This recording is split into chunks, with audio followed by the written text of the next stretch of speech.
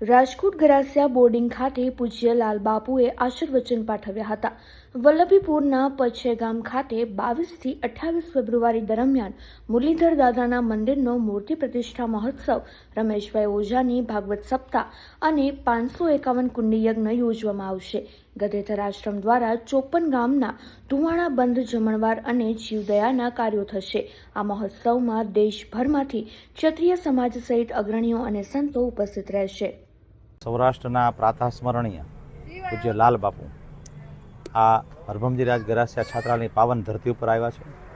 આ એ ધરતી છે કે જેને શતાબ્દી એટલે 100 વર્ષ જૂની આ છાત્રાલય છે. અમારું આ છાત્રાલયમાં 450થી ઉપર વધારે વિદ્યાર્થીઓ અભ્યાસ કરે છે. ઘણા સમયથી સંસ્થાના ટ્રસ્ટીશ્રીઓ અને વિદ્યાર્થીઓનો આગ્રહ એવો હતો કે પૂજ્ય લાલ બાપુ અત્રે પધારે અને વિદ્યાર્થીઓને આશીર્વચન આપે.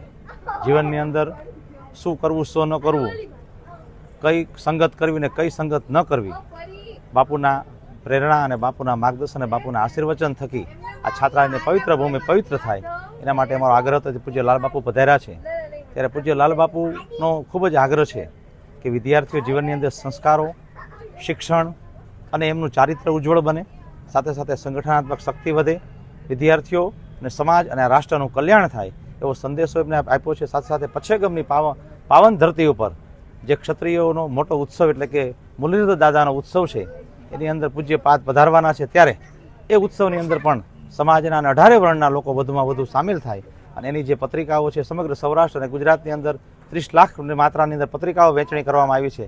ત્યારે આ ઉત્સવ પણ સારી જાજરમાન થાય અને આપ સૌ ભગીરથ પ્રયાસની અંદર આપ જોડાઓ એવી અપીલ કરવા માટે પૂજ્યપાદ પધાર્યા છે. ત્યારે સમગ્ર સમાજ અને ખાસ કરીને સૌરાષ્ટ્રના છાત્રાલયના વિદ્યાર્થીઓ, ટ્રસ્ટીગણ અને સૌ પૂજ્યપાદના દર્શન કરી આજે ખૂબ જ ભાવવિભોર બન્યો છે.